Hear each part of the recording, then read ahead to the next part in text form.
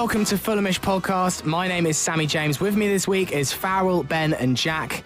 We've got plenty to discuss this week as the Bees were swarmed on Friday night. A fantastic performance from Fulham.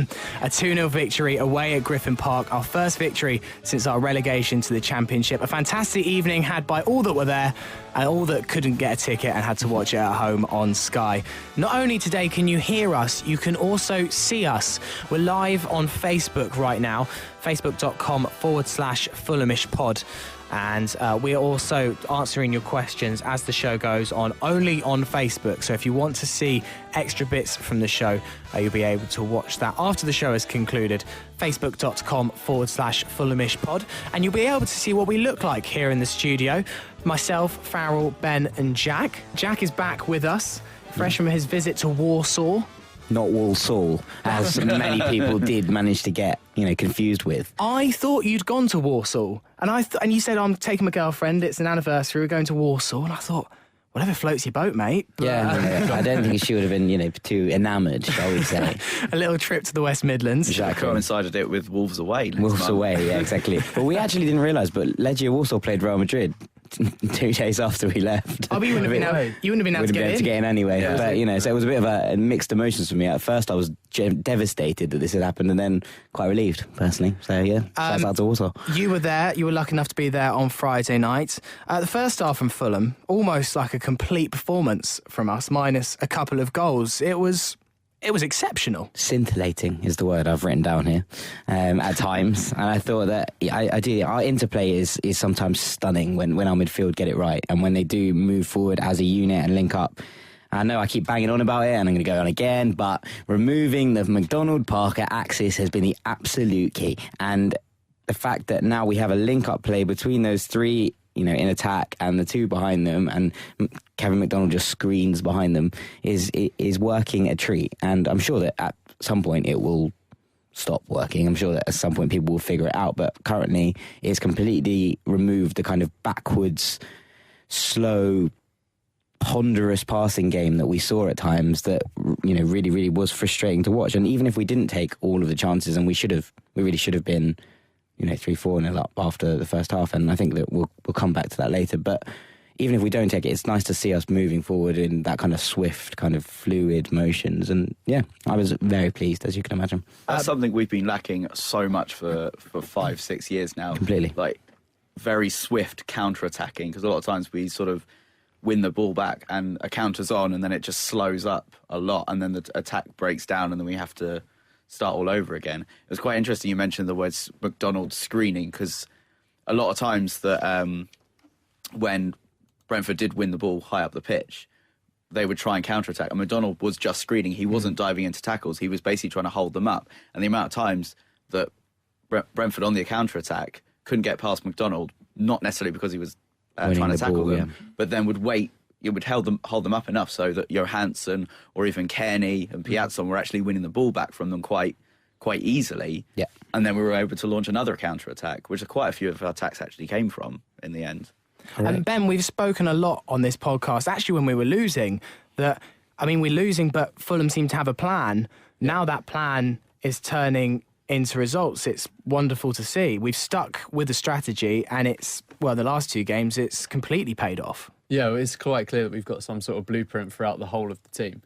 And there's little nuances within the system that you can pick out that are currently working. The likes of Johansson that will push on, and McDonald to take the responsibility for screening, and then the formation turns from a 4-2-3-1 into a 4-1-4-1 and gives us the sort of interchange throughout the front five that we really needed. And Johansson has given us that impetus to push forward, and he's given us the positivity to break between the lines. And that's something that we've been lacking, as Farrell says, for a good few years. And something that we also been lacking is that we haven't played the channels for a long time.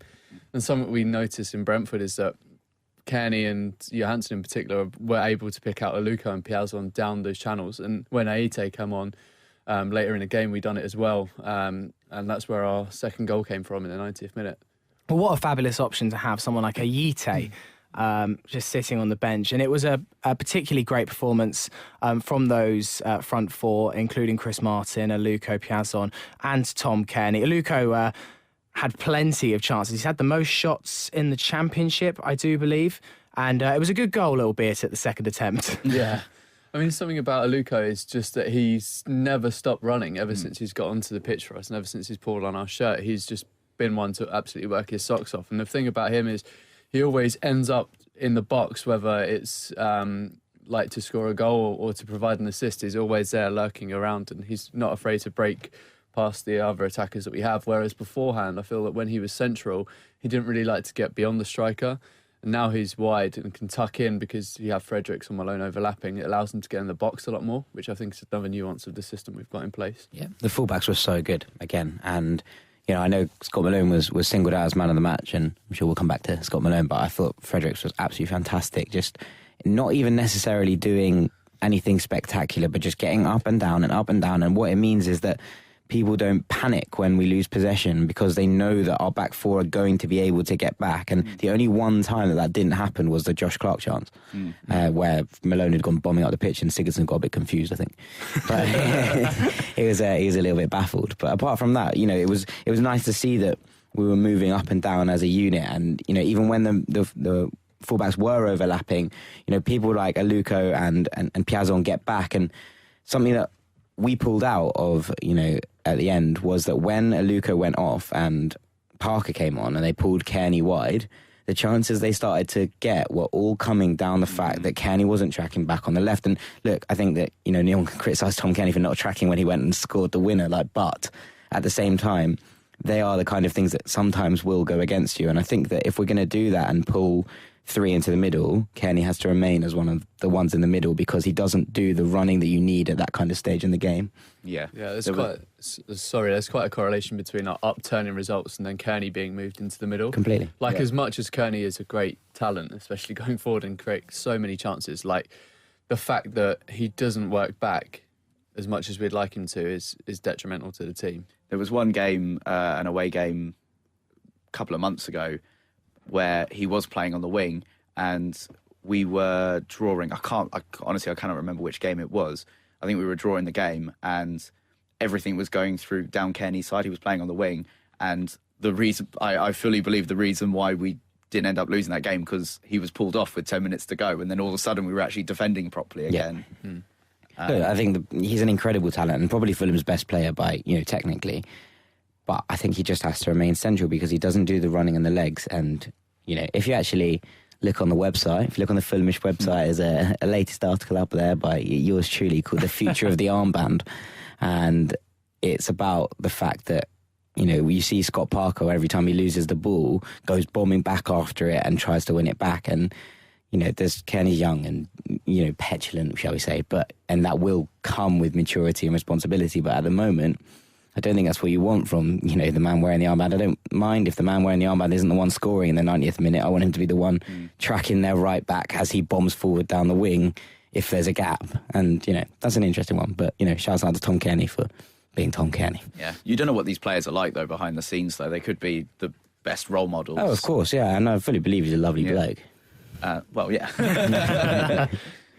If you're listening, Tom, we do like you loads. You know, we don't want to slag you off. We have been talking about for weeks about how Tom Kearney should be playing in the middle. Perhaps. Yeah, completely. Slavica's been listening to the podcast. Yeah, it's just a simple reshuffle. You should just listen to us. Yeah. In fact, we've got everything right so far. I hope Yoker is subscribed on iTunes or Audio Boom, whichever platform he does like.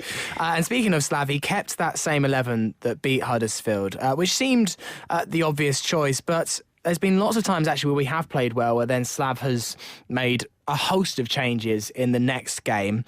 Do you think that he will continue with this 11 until maybe teams figure us out? But for the moment, he seems to have a bit of a crystal plan. Yeah.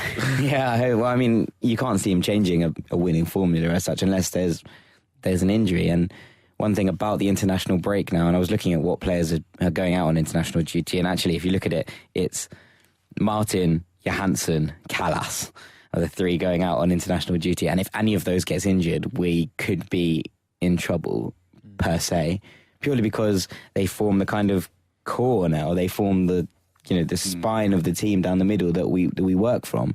And I think that if any of those get injured, then we're going to have to look at reshuffling the system. But until that point, I don't see why you would. Well, it's interesting that you mentioned about injuries because in some positions there is great depth. Attacking mid, Blumenette, we've got so many, and there's even people like Lasavig and Christensen that don't even seem to be in Slavisa's mind at the moment. I'm not sure if Slavisa knows he's there. That he's got so many options. He's gone on international duty, so But as you say, there are a couple of positions where I think Chris Martin and Callas are the ones for me at the moment. We struggled so badly without Callas for 8-9 games, and if Chris Martin went, we know that Matt Smith doesn't offer the same kind of pedigree up front. Yeah. We are looking light in certain positions and in certain key positions as well. Yeah, but we're lucky in the fact that I feel like a number of our players, especially across the front four positions, can play in multiple roles. You could probably put a Luco up front as Arsenal have with Sanchez and probably reap the same rewards just because of his pace, and we can adapt to the way we play. We can play him in down the channel like we used to with Andy Johnson, or could even, at a stretch, probably play Aita up front, who used to play as a support striker for Bastia, as in a 4-4-2, as a secondary striker. So he may have a bit of experience there. And again, he's quite pacey, so it might work out for us. But that would be completely changing the system. Like, do you know what I mean? We'd have to switch from the 4-1-2-3 to almost a 4-3-3 with two holders, because you'd have to have three playing as a forward force as such, because there wouldn't be people running off him. Yeah. They aren't the players we do have behind. They're obviously not as strong as the starting 11 that we do have, but I think it is just about okay that we have someone like Matt Smith, who has played for the club now for 2 years. Yeah. He's not. Sorry, he's a veteran pretty much at the Fulham rotation. Exactly. So at least he knows everyone. He knows the system and stuff like that. But you kind of got to have someone who's a little bit average, that's kind of happy to sit on the bench for the time being, aren't you? You can't have someone who's really, really good sitting on the bench. This just doesn't happen. To interject here, right now we are recording this podcast on Fulham. We're recording Fulhamish on Facebook Live. This has been a bit of an experiment for us today, and obviously if you're listening now, you can always go back and watch the live feed if you want to see who we are. Listen to this exact episode again, but watching our faces at the same time. And we've had a few questions in already. We're going to take these little breaks to answer your questions on Facebook Live. Hello, we haven't forgotten about you. Hello. So a couple of questions coming already. And also we've got Tom kindly helping us out, Jack's brother. Do you want to quickly Tom wave? Slide in and wave. Makes the room seem a lot bigger than it actually is. We've got loads of them back here just helping out behind the screen. So Liam Burns coming with a good question. Oh, actually, Liam Curry has said, Farrell's nervously looking at the camera. Looks like he's haunted by rumours. Who's to say he's there unfounded? Who knows? Are you looking at the camera suspiciously? I feel like you've been fairly focused on the job in hand. Yeah, I've been looking at you guys. What are the rumours? Yeah. No, but Liam Byrne with a good question here. What do we think is feasible in the long run with regards to finishing this season? Considering Newcastle and Brighton have been very strong, is playoffs all that might be possible? We've been talking about it a lot since the podcast started, the potential of the team. You know, when we first started, we started going on that slump, and I don't see... We kept on talking about how good the team actually was. We were just waiting for that system to click. So definitely the potential is that we are actually a really good team, and now we're actually starting to see that potential. You know, we've beaten Huddersfield, who are definitely a very good team, and they've had an excellent start to the season. Brentford, who are no mugs by any stretch of the imagination, and we've rolled them over. So quite comfortably as well, both sides. Even though the Brentford result wasn't as exciting as the Huddersfield one, it was a very convincing performance of that calibre. The performance at Norwich against Norwich wasn't wholly negative. I mean, to come from 2-0 down against what were the league leaders at that point was a pretty good result. And Barnsley as well. So really, the Villa result is a little bit of an anomaly performance-wise within maybe since October. I mean, as Farrell says, the system is now starting to click, and we were always confident that we could score a large number of goals, and it was just defensively as a unit where we were sort of lacking. But now it looks like, especially with the recent performances, where we are moving up and down the pitch as a unit, and we've got 2 clean sheets and a bounce, which for Fulham is pretty much unheard of. If anything, the signs are positive, and playoffs should be, if we carry on this way, a minimum goal. Automatics may be a bit out of range now just because Newcastle is so good. And Brighton are looking. The other very, thing very is, strong. I don't know if anyone else remembers, but there's a season where Crystal Palace were in the relegation zone at Christmas in the Championship and Yes. pretty much won every single game and got and clinched second spot on the last day of the season. I think it was under Roy Keane. No, Kit Simons was the caretaker manager. but it was someone else. And then Ian Dowie took over. Sorry, and Roy Keane did something similar with Ipswich. I think Ipswich were bottom, and he got them into the playoffs last game of the season. And I think that what that shows is, I think Newcastle are going to be too strong. I think they are going to pull away with it and run away with it. And I think, but Brighton have history of bottling it. And they do. There's that scene, and people would say, look back at Leicester 4 seasons ago when they were absolutely screaming away at Christmas and lost out to Watford in the playoffs even, and they only came into the playoffs via a last-minute goal in the last game of the season. The last 2 seasons, we've had Derby running away with it for the first 6 months or so, and then all of a sudden they're falling out the playoffs. I don't think Brighton are going to capitulate, but I don't think that they're also going to. I don't think they're going to hang on Newcastle's coattails for too much longer. I think Newcastle will genuinely run steam away with it. Oh yeah, absolutely. And they already are. I think they're churning out results without actually sometimes playing all that well. Yeah. They're almost too good, I think, at this point for this league. That's a team that I think would probably. I know, obviously, we turned them over first game, but I think that's a team that would not challenge, but would survive in the Premier League. Yeah, they haven't got the 100%. in-betweeny squad that Norwich have, where it's like a midway. It's sort of not Premier League standard, but sort of too good for the Championship. Yeah. Theirs is much too good for the Championship, and then probably mid to bottom half Premier League, I would say. I think they'd survive. So better than Swansea and Hull for sure. And on Sky on Friday, because I wasn't there at the game, get the violins out. Hashtag get Sammy a ticket. It didn't work at all. Did it? I offered to do I think any I might household. still have my scrunched up one in my pocket if you want that one. I offered to do every household chore and it just didn't do anything for me. But the fortunate thing was I did get to see some good analysis on Sky. Peter Beagrie really speaking some sense. And the presenter, forget his name, asked how far can this Fulham team go? What should they be aiming for?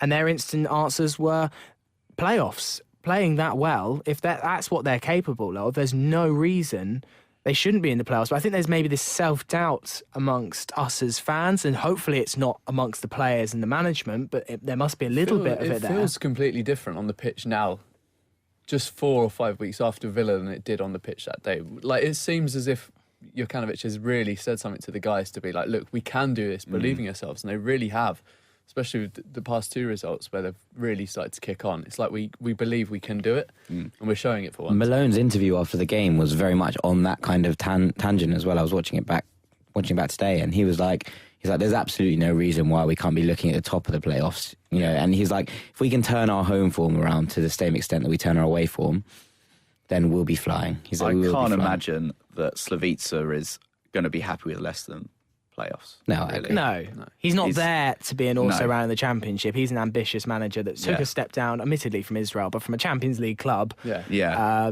to the Championship, and he wants to make it to the top. I still don't fully understand the reasons he left Watford. It was all to do with money and that family are nuts, aren't they? Yeah, They keep- I keep wouldn't changing. trust the pot size. Yeah. But yeah, I think it's interesting to see really where this team can go. And I think just the last 2 performances have really put it back on the map. Whereas maybe before even the Huddersfield game, we were going, there's just too much inconsistency. But the last 2 games have shown us if we can keep that up. And maybe the international break's come at a bit of a bad time. Yeah, absolutely. Like the first one did as well. The first international break, we were sitting second and unbeaten. Come back and we're just a completely different team. But then the international break does give us a chance to keep refining the system if we want to on the pitch. And then I'm sure they will have 1, if not 2, behind closed doors friendlies where we can have a run out. Whereas it might not be up to Championship standard, we at least get a chance to experiment. Wednesday have a few internationals of their own as well. So they're not going to be there all at the training ground, maybe like if we were playing a lower end Championship team that don't have too many internationals. Well, that's the thing. The other thing is that, we said we've called those 4 players that are out. I think it was from the starting 11, it was those 3. It was Martin Callas and Johansson, but also I think Michael Maddle's out. I think they're the 4 that I spotted going, okay, they're the ones that need. But it allows Slavica to try and at least bed some other players into that system. And, I was surprised. I don't think Iceland have a game because Sigurdsson's somehow been dropped from the Iceland tour because I don't think he's going anywhere. Okay, interesting. So it does allow, for Slavica to be like, okay, look, when Callas is here, we can do this. To look at players like Tim Ream and go, why can't you sit in there next to Sigurdsson and do the same thing and drill that and, maybe try and embed someone like Jozabed into that Johansson role where he might be able to, stretch his legs and move forward and be like, look, Stefan's playing brilliantly at the moment, but you have no idea what could happen to him on the international break. He could get in and, there's your chance. And we were saying that, was it 2 weeks ago, that someone of Jozabed's calibre isn't going to want to be coming in here and sitting on the bench and not getting in the squad at points. And I think that role that's kind of opened up as a link man between the striker and thing could suit him. And, I've watched him to a point, but not to the extent that, say, Ben has. But it's more, if he can then sit in that role and he can prove to Slavisa on this, during this time that he could fit into that system and work with it, then it starts to move forward perhaps. And, that's a good thing, I think. I do think that's what they've done with Aluko, because when he first started playing for us and he was playing out wide, he just did not have the legs to keep going up and down the field all day. It screamed out to me when I was at the Burton game. He was just so tired after an hour. Yeah. He just could not get up and down the pitch. We spoke about that, didn't we, on the pod? Yeah. The whole team was looking quite languid after an hour. Exactly. But Johansson, when we first saw him was it against Borough, his first game? Yeah. Because we were saying how good he was, but after an hour, he was leggy. But now he's charging around with a massive engine on him for 90 plus minutes. He can carry on now. The whole team looks fitter and sharper and really bought into this sort of infrastructure that Jokanovic wants. Johansson is the Luka Modric of the Championship. This is my call. I'm going with this. Well, Slav was at the Bernabeu to see the new Stefan Johansson in action at the Bernabeu on Sunday. Do we have any ideas what he might have been doing there? Yeah, he used to play for Oviedo and a couple of other Spanish teams, including Tenerife. And he also lived in Madrid for a few years before moving back over here to manage a couple of sides. So Madrid's basically his home.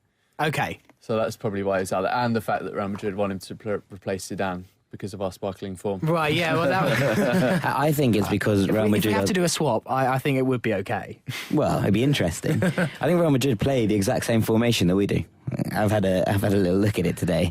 Wow. With show that on the Facebook. I'm going to have to bring this up to the camera. Show everyone your detailed diagram, Jack.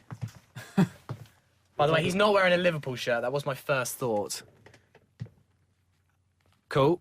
And take a picture of him, put it on the Twitter. Okay. So let's have a quick look. Right.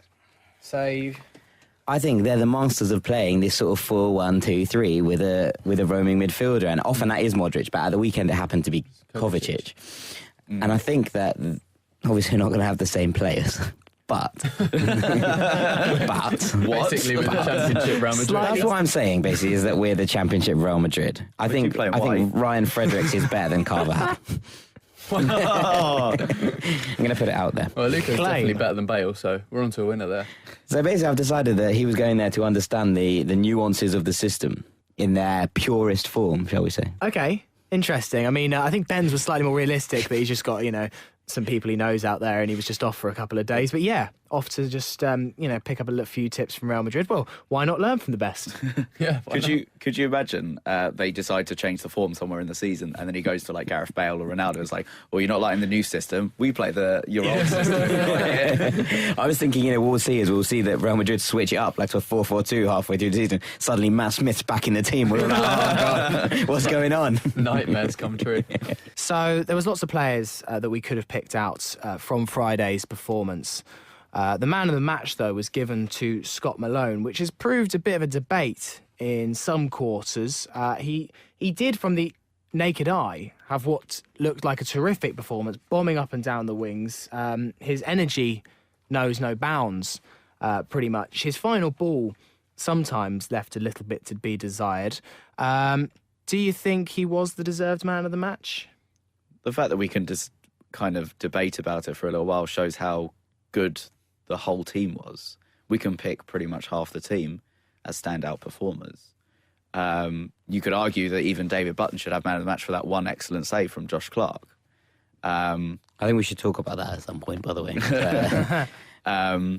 But he had an excellent game. He definitely had an excellent game. I'm surprised he was able to stand after the amount of yards he ran. He ran 20 kilometres. I looked at the stats today. Really? 20k. I don't think I've ran 20 kilometres in my life, let alone through 90 minutes. Probably not 20k. He ran a half marathon That guy, during the game. To be fair, he's Wow. got a great engine on him. And for someone that's, let me put it nicely, as technically limited as he is, he does offer quite a lot to the side. I think it's just the work rate. The whole team is built around work rate, and he really has that. Yeah. Um, He did actually put like a couple of really good balls in. really good crosses Yeah, in. I agree. Unfortunately, I think like Aluko or Martin decided to actually sort of go for the pullback cut back, yeah.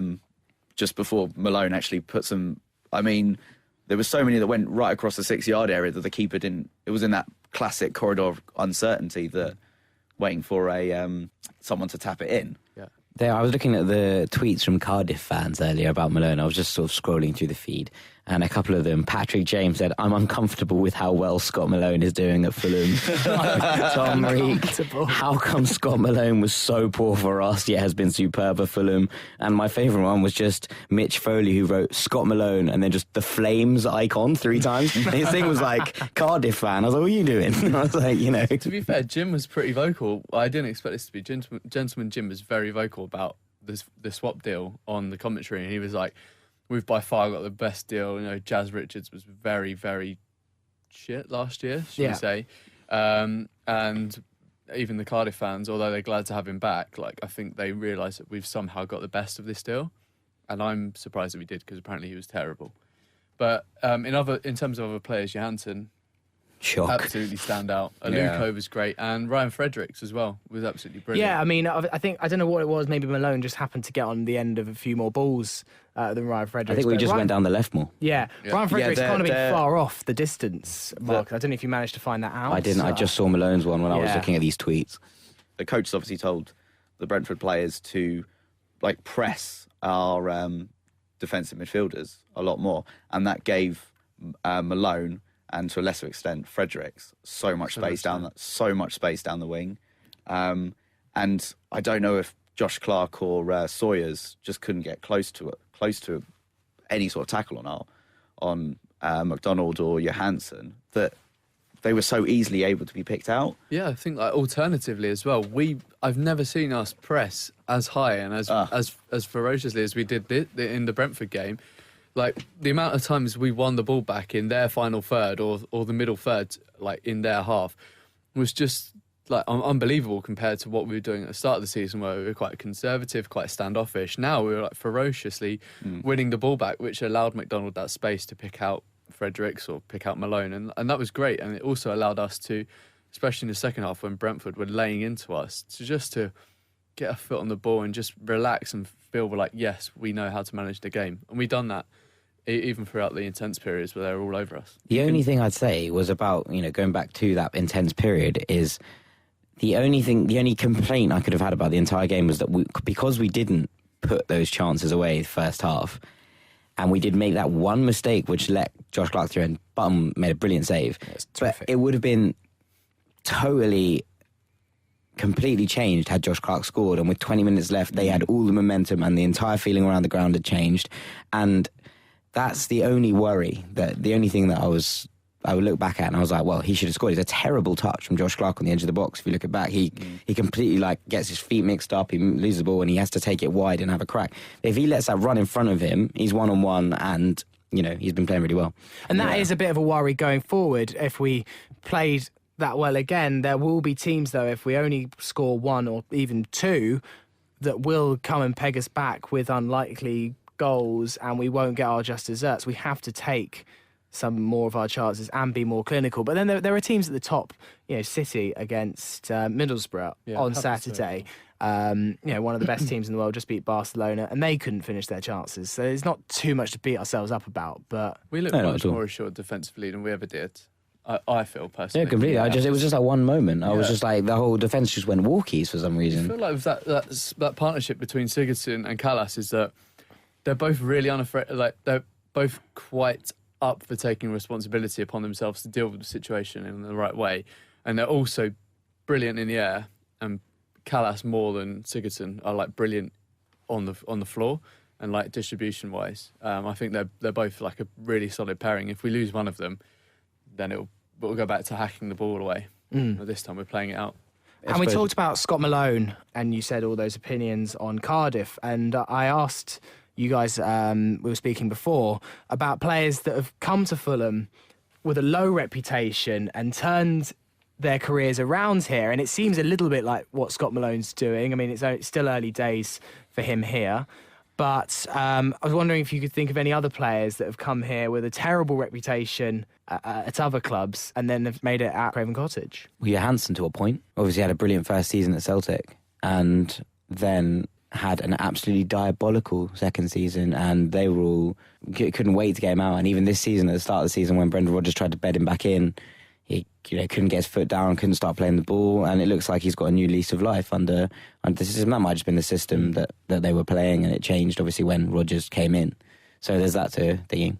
My opinion when I thought of this question is I feel like Scott Malone has a lot of similarities to John Pantsill. Yeah. And how when West Ham fans, they were offering to drive him over London and drop him off at Motspur Park. And I mean, I know we've spoken about this before, a lot of it was the system that Roy Hodgson played. It made many a right back look half decent. Stephen Kelly. He's someone that came in under similar kind of pretences, and we thought, oh God, who have we bought here? And became a cult hero, really. I was going to say another guy that came in the Hodgson era was Aaron Hughes. Yes, Sanchez signed Oh, him. okay, or Sanchez. Sanchez, but then used under Hodgson a lot. Yeah, and Newcastle fans didn't think too much of him. He got in the system next to Hangland, another guy who we thought would come over and not do too much. And they were a brilliant pairing, weren't they? Thames Barrier. The Thames Barrier. What a name. What a nickname. Yeah, brilliant. You could name a host of Hodgson signings that not even Hodgson signings, the players that we already had who we thought were so below par. The one that springs to mind is Chris Baird, who was very, very below par. And Hodgson came in, and then all of a sudden he's like, he could have joined that Thames Barrier in front of them. Yeah. He he moved him to central midfield, like what a masterstroke. Yeah. And no one expected that. that game against Juventus. In Chris Baird's first season, he was suspended for more games than he played. Really? Interesting fact about Chris Baird. That's brilliant. Murphy's another one. Yeah. Murphy, yeah. I mean, Murphy played at quite a high level but people were starting to see him drop off, and I think another one of that Murphy mould where people were like, oh, maybe he's past it, maybe he's not going to make it, is Karagounis. When we signed Karagounis, everyone was like, that bloke that won the Euros in 2004, like what was that, 8 years ago? And he was old then. Yeah, exactly. And he seemed like, but he became, a bit of a blood and thunder player. Like we liked Karagounis. He gave his heart, he put his heart on the line. The amount of players that we were linked with under Hodgson, we were like, we're better than that, we're better than that. And then I remember he took 2 or 3 transfer windows to sign Dixon Atuhu, and then eventually he did. And to get his main target. Yeah, exactly. The 101, and Dixon Atuhu. We were like, well, that's really underwhelming, but he was an integral part of that team. There's a reason fans aren't in charge of transfers. Yeah. At the end of the day. So there was this great story, chaps, that came out over the weekend on Twitter. There was a guy, and he texted his mate saying that if Fulham beat Brentford and Tom Kearney scores, he would get a Tom Kearney tattoo. Now, we all know what happened on Friday. He must have been thinking, cool, this is great, 1-0, 1-0, I don't have to get the tattoo. He must have been the only person, I think he was in the ground from what I saw on his Twitter. He must have been the only person in his ground going, oh, bollocks. Anyone but Kearney. So it happened, and but he seemed good to his word. Good to his word to an extent that I thought a little bit too keen to get the tattoo done, as if he might have been happy about it happening. But he's done it, and he has got Ain't Nobody Like Tom Kearney with a couple of little musical notes on his arm. Do you reckon? I thought it was his leg. Was it his leg? I thought it might have been his leg. I thought it might have been the back of the calf. Oh, I was going to say, skinny legs. Maybe. Okay, well, he's got it tattooed to on him anyway, somewhere. in a fairly visible area of his body. So I wondered, what Fulham chant would you get tattooed if you had to? I mean, you could always put a claim down if you're really feeling brave. I think, firstly, well done to the guy for going through it. Yeah, 100%. We rate that. Wouldn't. Oh, I'd have I'd gone into hiding for 3 days and just deleted every trace. He's got quite a lot of publicity on Facebook from the Fulham team. Scott Malone was going absolutely mental about it, so he was loving it. Kenny gave him a shout out, didn't he? On his Instagram as well, I believe. That must be weird, because don't forget, Kenny is famous, but he's not like... He's also like the same age as us. I know, he's 24, he's my age. Speak for yourself. Yeah, don't look a day over 24. It must be weird to get your name tattooed on someone that you don't know, but that's another discussion for another day. Jack, I was assuming yours would have to be Ryan Tunnicliffe. Yeah, I actually thought I might go amusing with it and get the Intertoto will win it again as my one. The other one that I thought of, which actually was slightly more on a more serious note, was in the start of the Al Fayed song that he recorded back in the day, the East Bromwich game, there was a thing that was like, "For us, there is no grey, only black and white." And I was like, that's quite like, that's the kind of thing that someone would genuinely get tattooed on them. I was like, that's and a picture of Al Fayed as well. Exactly. Well, what I might now get tattooed, given your recent revelations, is "We are Real Madrid." Yeah. Good. Ben, any particular thoughts on... I mean, you already do sport a Fulham tattoo. I do, yeah. But if you had to get a player's chant on there, maybe new or old? I mean, you're not committed to this. No, I would probably go for a Clint Dempsey or Moussa Dembele chant, I reckon. Just because they were... One? Not the second one, surely. After 6 months of brilliant football. Yeah. No, the first Moussa Dembele, definitely. Just because the way he used to play, and he's by far and away probably my favourite Fulham player of recent history, for sure. So I think I'd probably have a tribute to him somewhere. Well, I'm not sure my girlfriend would like it. She doesn't like this one already, so I'm in enough trouble as it is. Runs rings around you. Farrell? I was trying to think about it, and although I've got some Fulham favourites from recent memory, Moussa Dembele certainly, and McBride, but they've all got pretty poor chance, to be honest. So the only one that kind of stuck in my mind, and I just could not get out of my mind, was, and even though he wasn't like my favourite player, I would just get like do Carlos Bocanegra on it. It's just always stuck in my mind. Talking of those shit chants we've got, what is that random clap thing that we all do? Yeah, that one. I don't know. For as long as I've been... If you know what that is on Facebook Live, please let us know. No, it's the bloke that bangs the back of the stand. He always does it. He always starts by banging the back of the Hammersmith end. Yeah, but where does it come from? I think it goes along to The Great Escape. No, I think people have... It's different. For as long as I've been going to Craven Cottage, I know what it is. It's always been there. It's always been there. In recent memory, in the past sort of like 5 or 6 years, that's when people have started doing as soon as some people go... People have gone, oh, for God's sake, not that thing again, and then started doing the... Yeah, that's what I say. It's the start of Carnival de Paris, which is that... Yeah, it is. If you listen to the Carnival de Paris, it starts with a drummer going... Boom, boom, No, he goes...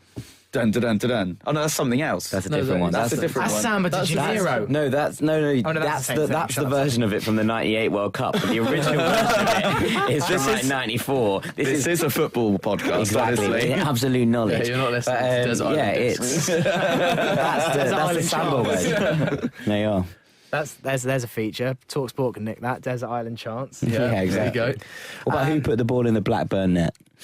That's the first major event I can remember sort of happening of Shawnee Davis doing the little dance in front. I think you had the picture of Shawnee Davis doing the dance in front of the fans as well underneath it. Yeah. Well, I was thinking... What about you, Sammy?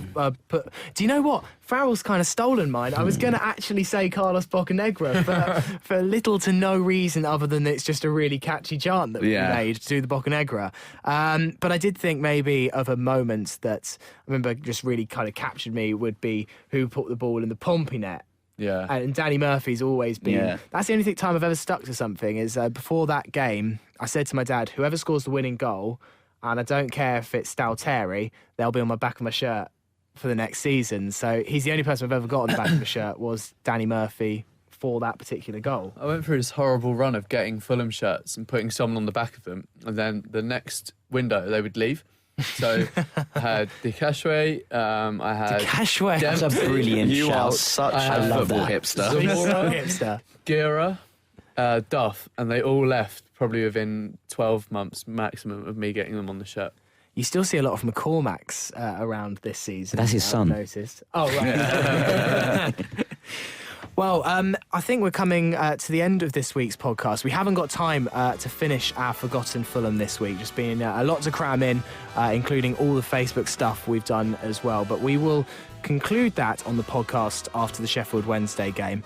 But it's been good fun today. Thank you for all of you that have got involved on the Facebook page. It's been excellent having you along with your questions. Go back and watch that because there's little bits that we haven't recorded in this podcast that have gone up on the Facebook page. Go give that a like as well.